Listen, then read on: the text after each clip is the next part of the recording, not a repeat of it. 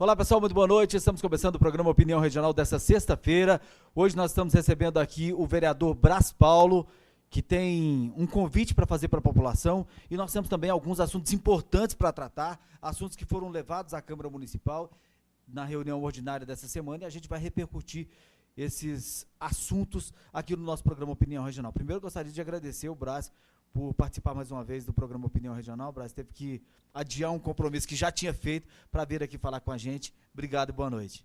Obrigado, Maurício. Obrigado a todos que nos acompanham. E para mim é uma alegria estar aqui, porque eu acho que quem se diz homem público, pessoa pública, ele tem que colocar-se à disposição da população e debater os assuntos, os convenientes, os inconvenientes, e muitas vezes trazer uma clareza que às vezes a conversa de bar, o dia a dia não permite. Então a gente aqui vai esclarecer alguns pontos e eu penso que isso é importante para o município. Acaba que é uma opinião de fato, outro talvez tenha outra opinião, mas é a soma dessas opiniões que vai de fato fazer com que aconteça algo de concreto. Ok, e a gente vai começar falando de um assunto que não é nem um pouco conveniente. A gente tem percebido aí nos últimos dias um grande número de registros de denúncias de casos de violência sexual contra a mulher, de abusos sexuais. E hoje, né, por incrível que pareça, eu não sei o que está acontecendo com a Almarada aqui de Patos não, viu, Brás? Hoje, nós tivemos o terceiro registro de casos de atentado ao pudor. Um homem de 35 anos foi preso hoje pela manhã por estar mostrando os órgãos genitais para as mulheres nas ruas. Né, ele acabou confessando e confessou mais, confessou que cometeu esse ato reiteradas vezes. E foi o terceiro caso. Ontem, um sargento do Exército foi preso por esse mesmo tipo de caso, e no dia anterior, na quarta-feira, um homem, se não me engano, de 39 anos, já havia sido preso por isso também. Quer dizer, eu não sei o que está acontecendo com esse povo não, viu, Brás? É um negócio que tem que se estudar. Mas, enfim, eu estou levantando essa questão aqui porque a Câmara Municipal também está preocupada com essa questão e decidiu promover uma audiência pública, vai fazer uma audiência pública, vai chamar as autoridades, vai chamar a população para debater essa questão. Não é isso, Brás? Exatamente. Inclusive, eu já havia colocado isso de uma forma pública no início do mês de abril, quando a gente já tinha repercutido alguns casos. E é uma questão que extravasa muito a ideia de machismo, Maurício. E é um grande tabu, porque quando eu fui pesquisar e falar com algumas pessoas que conheciam mais esse assunto, é um assunto que ele vive no subsolo, ele vive escondido, as pessoas têm vergonha, têm medo, têm receio. Quando nós dissemos que gostaríamos de fazer um trabalho de prevenção, um trabalho na linha da educação, muitas pessoas disseram, olha, não mexe nisso, é perigoso, as pessoas vão interpretar errado, quer dizer, e perpassa por uma mudança de cultura, inclusive por parte dos poderes, porque as pessoas dizem que isso é segurança pública, então por ser segurança pública isso é um problema do Estado. Mas acontece no nosso município, não é simplesmente lavar as mãos e dizer que isso é um problema da Polícia Militar, da Polícia Civil e pronto. Existem questões que são muito reais e que perpassam pelo poder público, como, por exemplo, a questão do lote sujo, que normalmente esse tipo de ato não acontece num local que está bem iluminado, num local no meio de várias pessoas, acontece em lugar isolado, lugar ermo, e as próprias mulheres, elas têm que ter acesso às informações para que elas possam se prevenir. Não adianta ficar fechado em casa, as pessoas não podem ter uma atitude de reclusão, e essa audiência ela tem justamente essa missão, ouvir os relatos, ouvir as pessoas. Nós acreditamos que vítimas não vão se pronunciar, até porque elas ficam marcadas de uma forma que a gente não tem nem como definir, mas nós queremos que as pessoas que lutam contra isso possam falar, e eu espero que ao final dessa audiência, Maurício, a gente tenha pelo menos aí uma força-tarefa de pessoas que possam organizar talvez uma cartilha, um material, algo que seja bem didático, algo que seja bem prático, em que as pessoas possam ler aquilo e perceber o que ela pode fazer para lutar contra isso. E perceber também o seguinte, que nós temos que cobrar sempre mais limpeza pública, nós temos que cobrar melhor iluminação, mas nós temos que orientar também as pessoas, né? Aquela menina que está saindo da faculdade por volta das 10h30, 11 horas da noite, de repente ela está indo embora sozinha. Às vezes é importante mudar o hábito, esperar mais um pouco, talvez ir com uma companheira, ir com um colega, ir com uma pessoa. Quer dizer, tem a carona solidária hoje que faz uma grande diferença, é uma coisa que é relativamente barata e é segura, né? Então, nós temos que buscar meios que ajudem tanto as mulheres a se prevenir, como nós temos que incentivar as pessoas a fazer as denúncias, porque quando você diz, por exemplo, que o indivíduo tem essa coisa de mostrar os órgãos genitais e que ele já fez isso reiteradas vezes, por que essas denúncias não aconteceram? Por que ele está há tanto tempo... A polícia já tinha denúncia, viu? Né? Não, mas eu estou falando que é muito carro comum... preto, de uma pessoa num carro preto que andava pelas ruas e mostrava os órgãos genitais para as pessoas. A polícia já tinha uma denúncia, tinha inclusive a placa do carro. Ó. Uma pessoa anotou a placa do carro e passou para a polícia e aí essa pessoa acabou confessando. Agora, por incrível que pareça, ele confessou, Braz, e ele, no inconsciente dele, ele não achava que estava fazendo mal para as pessoas. É um tipo de psicose. Ele achava que estava fazendo bem para as pessoas, que estava realizando uma fantasia sexual que o outro tem e que ele achava que tem, né? Que ele acha que a mulher tem, e aí ele estaria realizando essa fantasia sexual. Isso na cabeça dele. É terrível. Mas assim, retomando, existem muitos casos que não vêm a público. Por questão em que as adolescentes, quando relatam na casa, os pais próprios, eles escondem, eles não querem que a menina fale isso, mesmo a jovem, muitas vezes ela se sente diminuída, seja por esse homem que mostra os genitais, seja as tentativas de estupro e até o estupro consumado. Há casos que não aparecem. Então, nós temos que pensar que de tudo isso que vem à tona na mídia, né, e que foram casos reiterados, a gente não sabe nem se é a mesma pessoa, se são pessoas, ou se esse caso, na verdade, está inspirando outros, porque o que passa no subconsciente, no inconsciente das pessoas é sempre um mistério.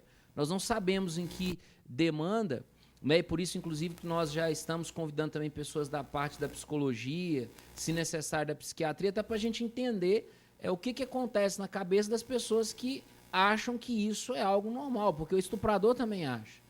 Por incrível que pareça, ele pensa que talvez esteja fazendo um favor, quando na verdade está cometendo uma atrocidade, um crime. Né? E como crime, isso tem que ser punido. Agora, a Câmara de Vereadores ela não tem o poder de punir ninguém, porque nós não somos polícia, nós não somos juízes, mas nós temos o dever de alertar. Nós temos o dever de trazer esse assunto, de colocar isso à discussão e de permitir que as pessoas tenham acesso a maiores informações. E essa nova geração que está chegando, que tem tantas formas de se comunicar e que, às vezes, passam batido em coisas muito práticas. Inclusive, a própria utilização do celular constantemente quando as pessoas estão caminhando em determinados lugares impede que essa pessoa veja o risco que está logo à frente. As pessoas ficam muito mais distraídas, a gente tem visto isso no trânsito, no dia a dia. Eventualmente, a gente vê as pessoas digitando e andando de moto. Quer dizer, a desatenção hoje é algo incrível. Incrível. A população, os proprietários de lotes vagos, por exemplo, podem contribuir muito também, né, o Braz, mantendo seus lotes limpos, não fazendo queimada, viu, gente? Porque queimada é terrível, incomoda demais. Eu moro num bairro que é relativamente novo e as queimadas têm sido um transtorno para todo mundo lá, que é lá no Copacabana, tem sido motivo de muita reclamação. Queimada não pode, mas tem que manter os lotes limpos, né? Olha, uma coisa que a nossa sociedade permite é maravilhoso, que as pessoas podem ter sua propriedade privada, mas existe uma questão social hoje, e isso está inclusive dentro do Estatuto das Cidades, é que a minha propriedade ela tem que ser mantida por mim e que ela não pode afetar a vida do outro. Então, se eu tenho um lote, seja para construir, para especular, porque eu quero que ele valorize para vender ele mais caro no futuro, é lei. Eu preciso mantê-lo limpo. Limpo de roedores, de animais peçonhentos, livre do mato. Porque é nesses lugares onde se esconde furto de roubo, é nesse lugar que o marginal se esconde, é nesse local que acontecem estupros. E quando a pessoa simplesmente vai lá para não pagar a limpeza do lote, simplesmente coloca fogo, ela está prejudicando as crianças, principalmente, ela está prejudicando os idosos, ela está tirando vaga de pessoas que precisam nas unidades municipais e públicas de saúde, porque a pessoa, de repente, tem que pegar uma criança, pegar um idoso e correr com ele para o hospital público, e aí a gente sabe que tem outras questões de dengue e outras mazelas que a gente está sendo atingido, não só em Patos, mas em outras regiões, e isso vai se tornando um ciclo vicioso, sem contar que para as donas de casa, que hoje o tempo delas é exíguo, mínimo, ela de repente lavou a roupa de manhã, foi para o trabalho, deixou no arame. Quando ela chega, ela tem que lavar tudo de novo, porque a fuligem do lote do vizinho grudou tudo na roupa dela e aquilo está impraticável, está com mau cheiro, cheio de fumaça, sujo, e ela tem que começar um trabalho todo novamente. Às vezes, inclusive, histórias que a gente sabe, a pessoa deixou ali o uniforme de trabalho e ela acabou, né, sendo advertida porque no outro dia ela foi trabalhar e não tinha uniforme, que ela teve que lavar novamente. Então, são coisas mínimas, mas que geram toda uma sorte de situações que, se aquele que tivesse a propriedade cuidasse um pouco mais, não aconteceria. Agora, Braz, outro assunto que você levou à Câmara Municipal é a falta de cuidado, depois de abordar a questão da restauração do Homem do Campo, né, do Memorial ao Homem do Campo, a falta de cuidado das pessoas com os bens tombados pelo patrimônio histórico do município, né? Então, tem muitos em estado preocupante de conservação. Preocupante, lamentável. É, de certa forma, um pouco polêmico esse assunto, porque algumas pessoas, se pudessem, derrubariam tudo que lembra patrimônio histórico, porque eles querem ver prédios altos, eles querem ver lojas e tal, e eu não sou contra o progresso. Aliás, eu sou conhecido por ser muito a favor do desenvolvimento da cidade. Mas a gente não pode perder a nossa história. Quando eu olho para o Homem do Balaio, na verdade, a referência que eu tenho é a minha infância. Eu, quando era bem pequeno e passava próximo ali, eu achava o máximo ver aquela imagem. Eu gostava de parar e brincar ali onde tem a latitude e longitude da cidade, subir no coreto, ver lá a imagem do Olegário Maciel. Quer dizer, esses detalhes, né, eles são importantes. Quem gosta de viajar, ver cidades históricas, cidades que são bem cuidadas, isso faz uma diferença, porque é o reflexo da população. Né? Porque aquilo que é, por exemplo, bem cuidado, não precisa nem ser trocado. Uma pessoa muito próxima minha viajou para os Estados Unidos e falou assim, fiquei encantada. As lixeiras da cidade parece que são do século passado. Por quê? Porque elas não são depredadas. Se não é depredada, não precisa ser trocada. Se não precisa ser trocada, não precisa. Então ela fica lá. E não vai gastar o dinheiro público. E não vai gastar o dinheiro público, sempre tendo que remendar. Eu me lembro que na minha infância, né, o problema era o tal do orelhão. Quando não existia celular e tal, a briga era porque o pessoal destruía o orelhão, colocava super bonder, colocava o Durepox, fogo, né? Assim, você via os túmulos lá dos orelhões. Quer dizer, passou-se uma geração inteira e nós continuamos vandalizando. Passamos uma geração inteira e nós temos esse descuidado com aquilo que é público. Isso eu falo de cadeira, eu sou professor, estou em sala de aula. Quer dizer, mesmo a escola pública, que as pessoas olham muitas vezes com desdém, se o aluno cuidasse um pouco mais, a gente não precisaria gastar aquele dinheiro para reformar a carteira e talvez poderia comprar um ventilador, poderia melhorar um pouco a merenda. Então, assim, como que nós gastamos, Maurício, na manutenção daquilo que não precisaria? Porque uma carteira de escola, por exemplo, se ela fosse bem cuidada, ela fica 5, 6 anos sem precisar de nada mais do que a limpeza. Né? Então, eu estou dizendo que esse aluno, muitas vezes, que é o meu aluno que está depredando a minha carteira, que é dele, na verdade, mas que de manhã é de um, à tarde é de outro e à noite é de outro. Mas eles não têm essa percepção. E isso é importante que o cidadão tenha. Né? Que aquilo que existe na nossa cidade, se cada um entender que aquilo lhe pertence, a lixeira dura mais, o patrimônio, as casas históricas, a rua, enfim. É de fato um papel de cidadania. E eu penso que quando você fala dessa questão, se acerta no ponto, porque isso reflete em todos os aspectos. Porque se você zela, se você cuida, principalmente a começar lá na sua casa, né? Porque hoje a gente tem uma cultura muito forte do descartável, né? A fralda descartável, o copo descartável, as coisas que duram pouco, aquela vasilhinha que você compra baratinha, não, é baratinha, eu compro, ela quebra, daí a pouco eu compro outro, mas isso não é o ideal. O ideal é que a gente cuide, que a gente conserve, que a gente reutilize, né? Tá dentro de um sistema muito mais amplo do que só, eu chamo ele de Homem do Balaio, né? Esse Memorial Homem do Campo. Ali é só um reflexo explícito daquilo que nós, enquanto sociedade, não deveríamos fazer. Deveria estar lá, tá cuidado, tá lindo, não tá pichado, não tem nada de errado acontecendo. Até fiz uma ressalva, vou levar isso ao secretário, porque foi nos prometido no passado que teria alguma forma de proteção. E é muito triste que a gente tenha que proteger aquilo que é público do próprio cidadão que vai desfrutar da beleza, da visão, né? A pracinha Nossa Senhora de Fátima, próxima ali, ali no antigo Antônio Maria, né? Chegaram a um ponto que tiveram que subir o pedestal, porque sempre alguém lá e quebrava as mãozinhas da Nossa Senhora. Porque estava abaixo, então tiveram que levar ela bem para o alto. Quer dizer, lamentável. Lamentável. A gente vai fazer um intervalo, daqui a pouquinho voltamos conversando com o vereador Brás Paulo. Já já.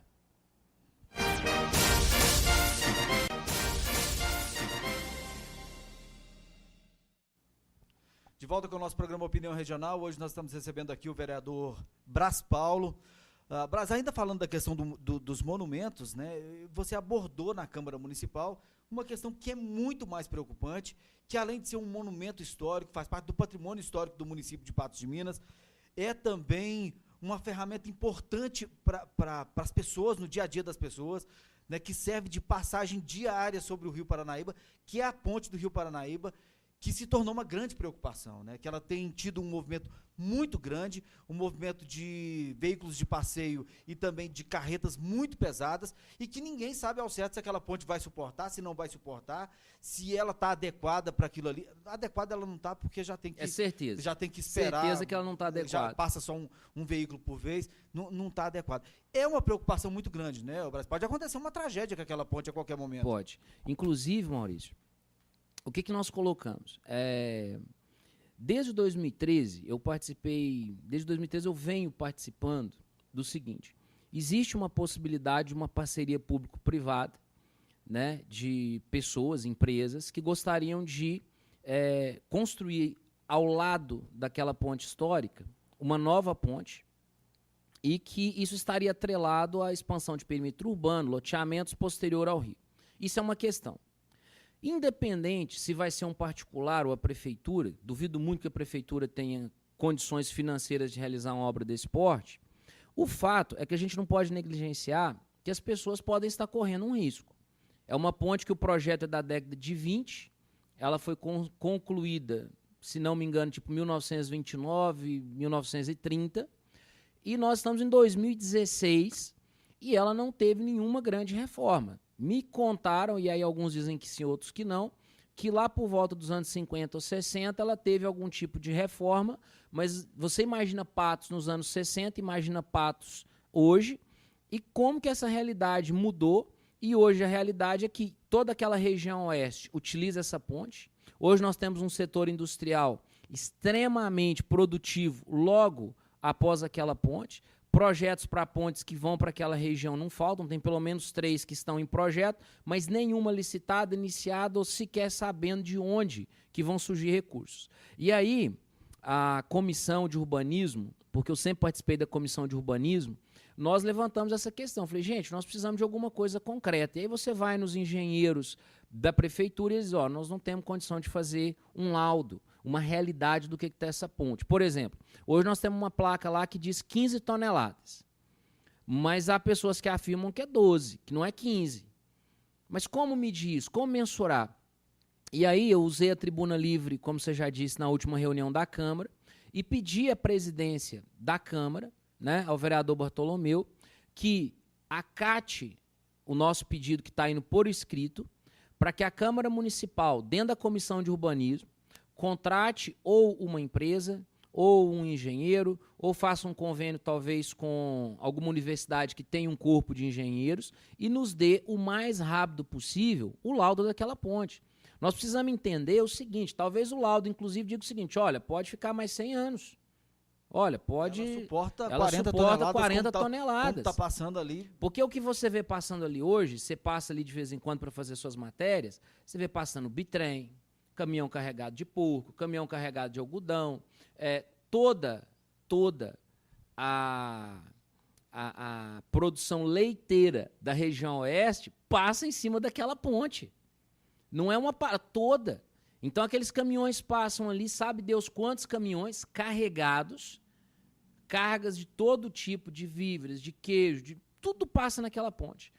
Alguns dizem que... Tem indústria importante do outro lado. Tem indústria do outro lado. Inclusive, eu acredito que vai se tornar uma realidade. Dentro, em breve, você vai ter um frigorífico do lado de lá.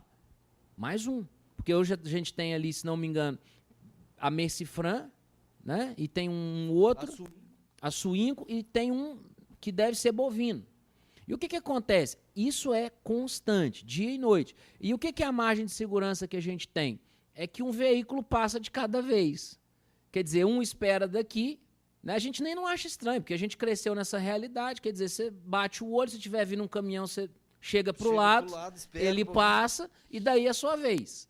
Né? De vez em quando ali, inclusive, a gente vê a polícia militar ali abordando o pessoal, fazendo o trabalho dela, mas aquilo é um trabalho de segurança pública. Ele está vendo se a pessoa está habilitada, se tem alguma coisa errada no veículo, se está carregando algum tipo de entorpecente, mas eu estou preocupado na questão estrutural, estou preocupado na questão de sobrevida.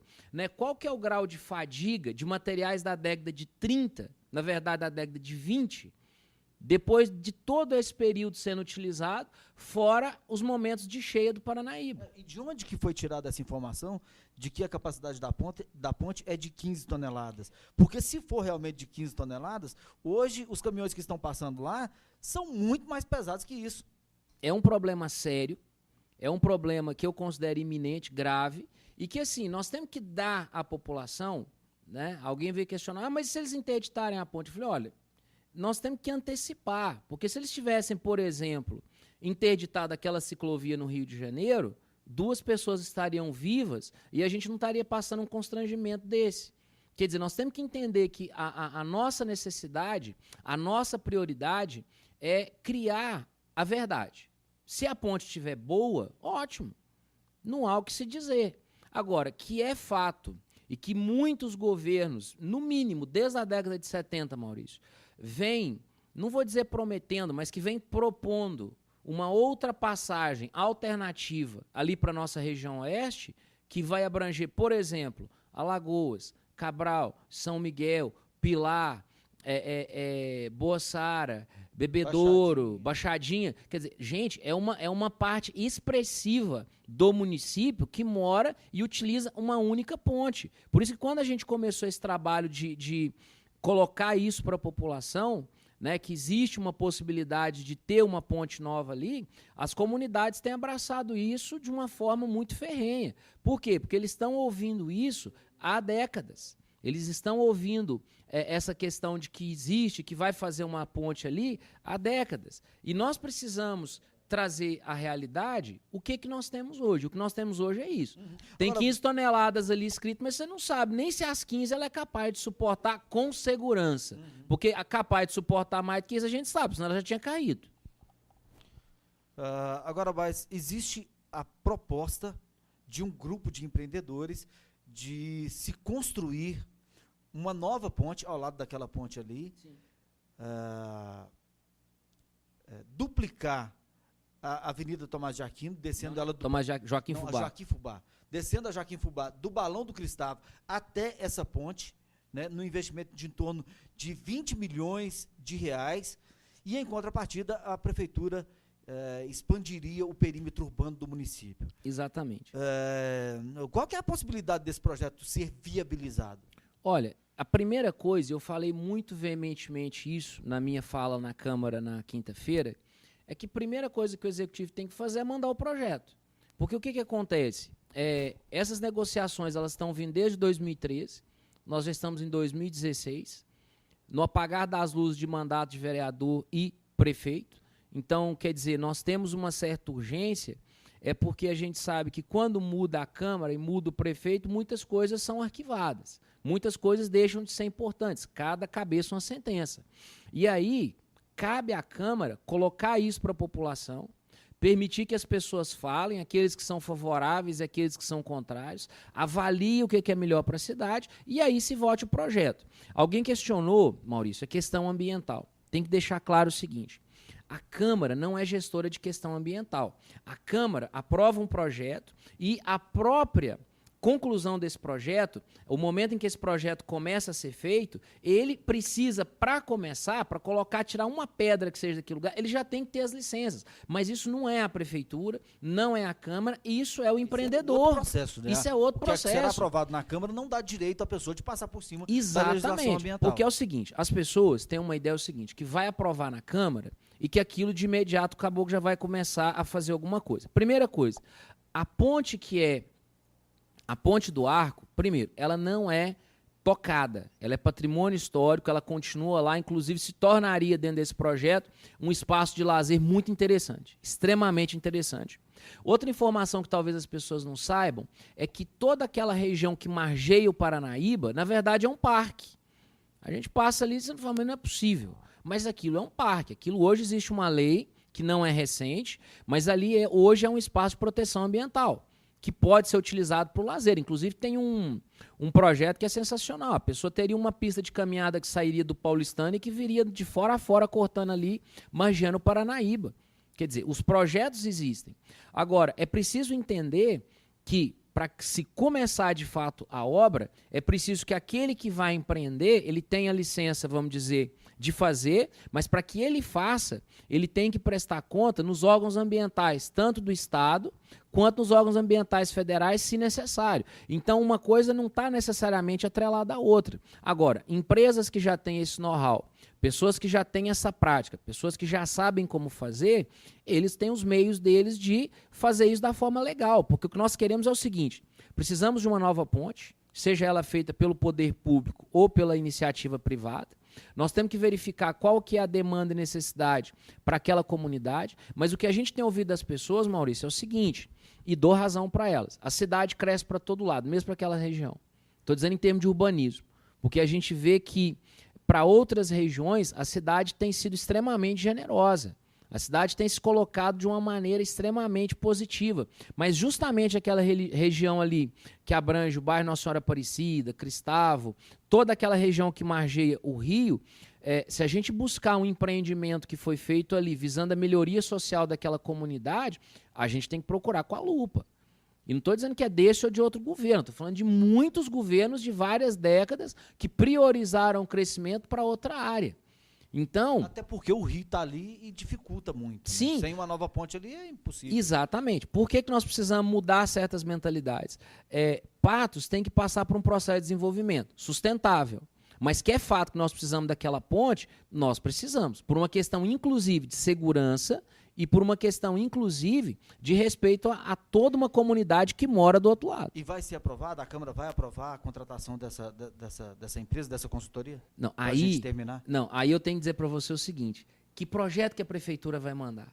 Porque nós temos que saber que termos que são esses. Porque não, até então, eu digo a consultoria para saber a realidade da ponte. Não, o Bartolomeu, e aí, senhor presidente, me ajude aqui, não me minta, né? Disse que era só receber o pedido assinado pelo presidente da comissão e que ele iria iniciar o processo para contratar ou a empresa, ou o engenheiro, ou fazer o convênio. E eu espero que ele cumpra e você me cobre nos próximos dias e eu vou falar se o Bartolomeu cumpriu ou não essa demanda. Tá ok. Quero agradecer aqui a presença do vereador Brás Paulo. Infelizmente, nosso tempo terminou, Brás. Quero agradecer mais uma vez a sua presença aqui no Opinião Regional. Obrigado. Obrigado. Eu queria só falar mais uma coisa rapidamente, é dizer que eu não mudei de partido. Eu continuo no PHS, continuo da mesma forma, estou lá desde os anos 90. E vai continuar lá, porque agora também não dá para mudar mais. Não, mas eu gosto, acho que eu me identifico, mas é que muita gente, você mudou, foi para... Não, eu continuo no PHS, Partido Humanista da Solidariedade, e estou tranquilo lá, estou feliz, estou muito bem. Obrigado, boa noite. Obrigado, boa noite.